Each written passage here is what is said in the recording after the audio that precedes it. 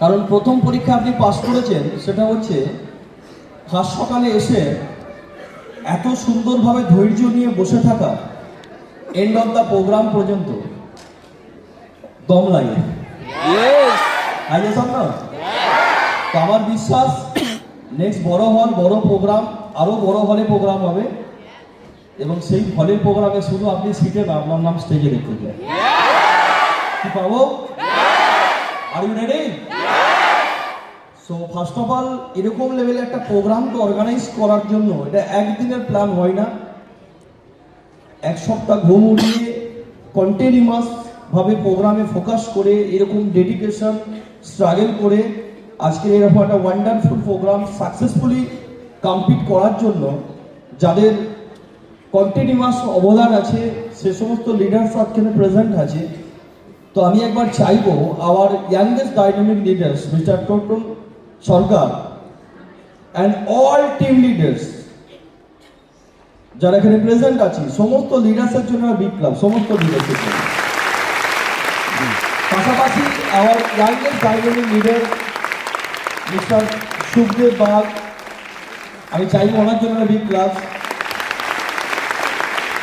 Smart value all India racing, যার একটা পরিচয় তৈরি করেছে অল ওভার ইন্ডিয়া লেভেলে, যার একটা আইডেন্টিফিকেশন আছে গোটা ভারতবর্ষের, আজকের দিনে দাঁড়িয়ে একটা আইকনিক লিডার। তো আমি একবার চাইবো বিগ ক্লাব ফর মিস্টার সনাতন মালিক, ভেরি ভেরি বিগ হ্যান্ড। পাশাপাশি আজ আমরা ভীষণ ওনার কাছে কৃতজ্ঞ যে আজকে উনি অল ওভার ইন্ডিয়া বেসিসের প্রত্যেকটা স্টেটে, প্রতিটা টিমে গিয়ে সেখানে প্রোগ্রাম অর্গানাইজ করে, হাজার হাজার লিডার যাদের হাত ধরে ওঠে। তো এরকম একজন পার্সোনালিটি, এরকম দুজন পার্সোনালিটিকে পেয়েছি আমরা আমাদের কোম্পানি ম্যানেজমেন্ট তরফ থেকে।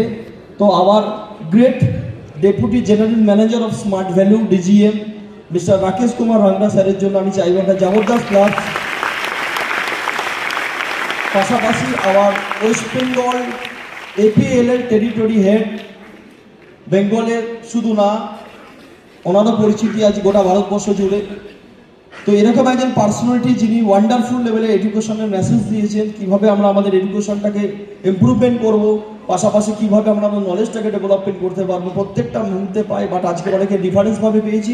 তো এরকম একজন পার্সন যিনি আজকের এই প্রোগ্রামে কন্টিনিউয়াসভাবে প্রথম থেকে শেষ পর্যন্ত প্রেজেন্ট আছে, আবার ওয়েস্ট বেঙ্গল এপিএল এর territory head mister Bipin Kumar Roy sir জন্য জবরদস্ত কাজ চাইব। আর পাশাপাশি অল অ্যাচিভার্স যারা এখানে আছি, যারা স্টেজে এসেছি, আমি চাইবো তাদের সকলের জন্য একটা বিগ ক্লাস। তারা আরও বেটার পারফর্ম করুক, আরও বেটার পজিশনে এগোতে হবে তাদেরকে। আরও এখানে জাস্ট এন্ড না, একটা প্রোগ্রাম কখনো কারো জীবনে এন্ড হয় না, জাস্ট এটা টেলার।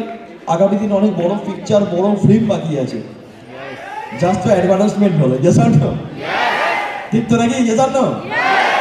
আর যারা সিটে বসে আছি, তার পাশের বন্ধুটাকে দেখলাম যে অ্যাচিভার হয়ে স্টেজে এসেছে, ইনি কিন্তু মঙ্গল গ্রহ থেকে আসেনি, ইনি কিন্তু পৃথিবীর সেকেন্ড গ্রহ থেকে নয়। তারা তাদের মতোই সিচুয়েশন, তাদের মতোই ফ্যামিলি ব্যাকগ্রাউন্ড থেকে আজ তারা যদি স্টেজে আসতে পারে, এখান থেকে একটা চ্যালেঞ্জ নিয়ে যাব যে নেক্সট 3 মাসের মধ্যে আমি আমার জান লাগিয়ে দিয়েও নিজের পিনটা অ্যাচিভ করব, নিজের অফারটাকে অ্যাচিভ করব, করে একটা বড় স্টেজে আসবো।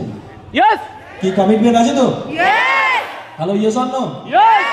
তো আমি জাস্ট টাইম খুব কম নেব, কারণ রেকগনিশন মিন্স হচ্ছে enjoyment day, not a training. Just 2-3টি এক্সপিরিয়েন্স শেয়ার করার জন্য। আমার ভিডিও পিকচারে যেটুকু দেখিয়েছে খুবই সামান্য যেটা আমার কাছে, বাট আমি যখন আমার জার্নি স্টার্ট করেছিলাম স্মার্ট ভ্যালুতে, আশাটা আমার কাছে হিউজ টাফ ছিল, স্বপ্ন ছিল অনেক বড়, জীবনে বড় কিছু করতে গেলে অনেক বড় স্বপ্ন লাগে। স্বপ্ন ছিল অনেক বড়, বাট প্ল্যাটফর্ম ছিল না। প্রথম কারণ, জীবনে বড় কিছু করতে গেলে একটা বড় প্ল্যাটফর্মের প্রয়োজন থাকে, একটা সিস্টেম দরকার পড়ে। Yes or no? যদি ক্রিকেটার হতে হয় তাহলে ক্রিকেট নামক একটা প্ল্যাটফর্মের সঙ্গে যুক্ত হতে হবে, তবে আমি ক্রিকেটার হতে পারবো। আমার যদি গায়ক হতে হয়, সিঙ্গার হতে হয়, তাহলে সিঙ্গিং যে প্ল্যাটফর্ম আছে, Sa Re Ga Ma Pa, Indian Idol singer programme, এরকম কোনো প্ল্যাটফর্মের সঙ্গে যুক্ত হতে হবে, তবেই আমি একটা বড় সিঙ্গার হতে পারবো। আদারওয়াইজ আমি গান গাই, বাট গান শোনার মতো লোক থাকে না। আমি শুনি 4 দেয়ালের মধ্যে, যেখান থেকে সে তৈরি হয় বাথরুম সিঙ্গার। এখানে অনেকেই বসে আছে যে বাথরুমে গান করে, বাথরুমে কুমার শানু, বাথরুমে নেহা কাক্কর, বাথরুমে Shreya Ghoshal. Hi, yes or no? তো